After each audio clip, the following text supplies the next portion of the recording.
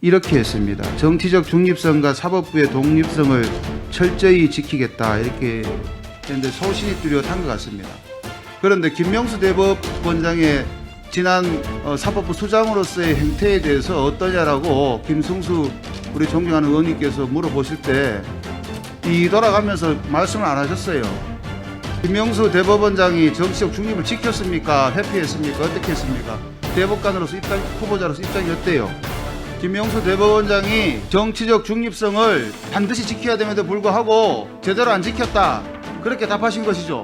뭐 이제 부적절한 방금 그렇다고 그랬지 않았습니까? 예, 좀 부적절했다. 정치적 중립성에 상당한 대법원으로서 대법원이 정치적 중립성 위반에 휘말릴 수 있도록 그런 행태를 보였다.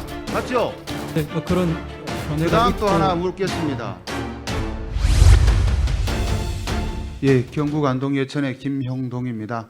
먼저 정말 오랜 기간 법조에 몸담으시면서 이 자리 대법관 후보라는 영광스러운 자리까지 오신 후보자께 경의를 표합니다. 방금 몇 분들 특히 존경하는 김승수 의원께서 몇 가지 확인을 했는데 좀 답변이 부실했던 것 같아요. 저는 인사 말씀 우리 후보자까지 주신 게 굉장히 명문이고 절창이라고 생각합니다.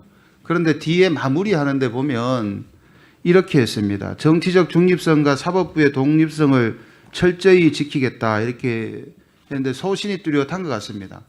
그런데 김명수 대법원장의 지난 사법부 수장으로서의 행태에 대해서 어떠냐라고 김승수 우리 존경하는 의원님께서 물어보실 때 뒤돌아가면서 말씀을 안 하셨어요. 김명수 대법원장이 정치적 중립을 지켰습니까? 회피했습니까? 어떻게 했습니까? 대법관으로서 후보자로서 입장이 어때요? 예, 그럼 아까 말씀드렸던 것처럼 좀 부족한 부분이 있었다고 생각합니다. 김명수 대법원장이 정치적 중립성을 반드시 지켜야 됨에도 불구하고 제대로 안 지켰다. 그렇게 답하신 것이죠.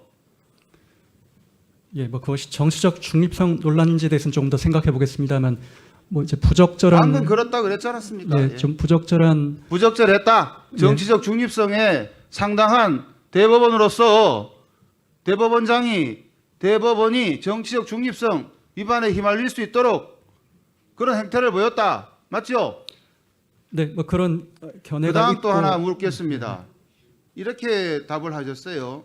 보수와 진보의 구도를 벗어나 미래로 세계로 향하는 사법부의 일원이 되겠습니다. 저는 이거는 비문이라고 봅니다. 보수와 진보의 구도를 벗어난 다른 제3 영역이 어디 존재합니까?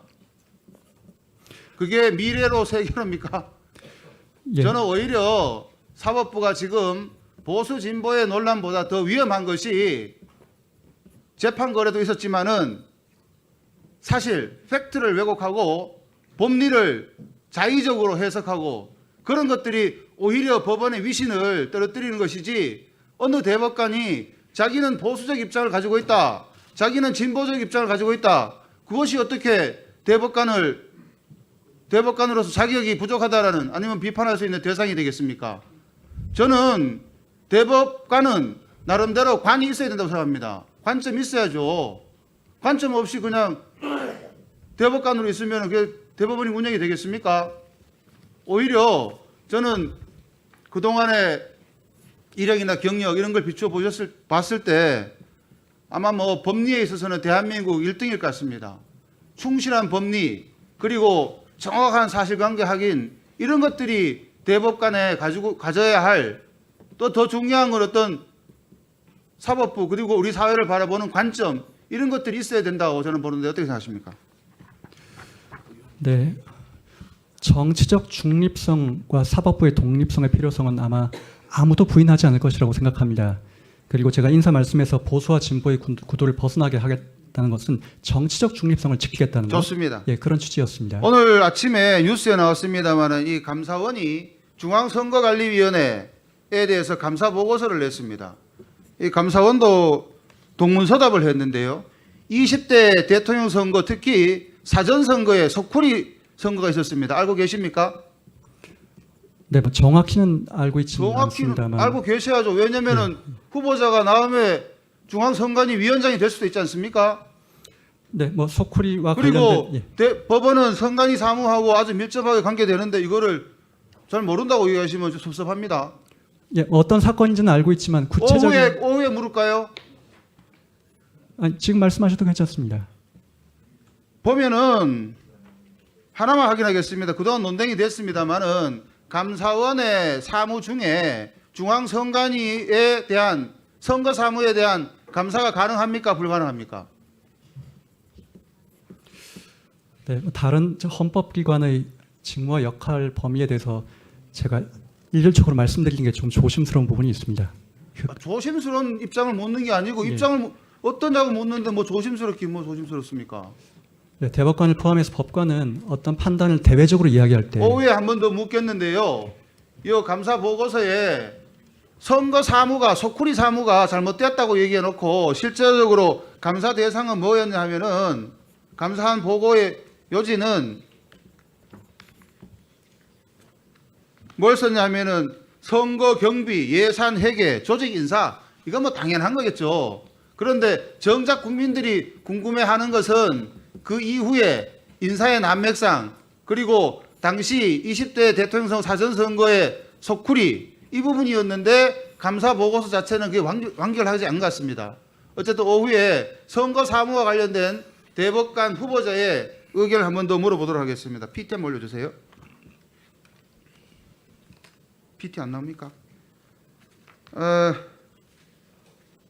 저게 이제 우리가 집회와 시위에 관한 상당한 요즘 사회적 논란이 있는데요. 2009년도에 헌법재판소에서 헌법 불합치 결정이 2번 나온 거 아시죠? 예, 몇 년 말씀하시는 거예요? 2009년도예요. 2009년. 네네네. 뭐 우리 입법부가 그동안에 손 놓고 있었기 때문에 할 말은 없습니다만 지금 대안이 2개 나와 있습니다. 여당, 야당 안이 다 나와 있는데 흔히 말해서 심야 자정부터 6시냐 자정부터 7시냐 아침 해 뜨기 전에 뭐 봄, 여름, 가을마다 좀 다르겠습니다만은 적어도 심야 말입니다. 야간 아니에요. 심야 집회 금지와 관련돼서 후보자의 생각 어떻게 생각하십니까? 초저녁 말고 한밤에 12시부터 새벽까지 집회 금지하는 저런 집회 금지하는 것에 대해서 어떻게 생각하십니까? 입법안이 나와 있는데. 네, 저는 집회 시위의 자유도 표현의 자유의 일환으로서 대단히 중요한 기본권이라고 생각합니다. 그리고 가능한 범위 내에서는 집회 시위의 자유를 충실하게 보장하는 것이 필요합니다. 다만 집회 시위는 사회적 비용을 일으키고 그렇기 때문에 사회적 공감대가 필요한 부분입니다.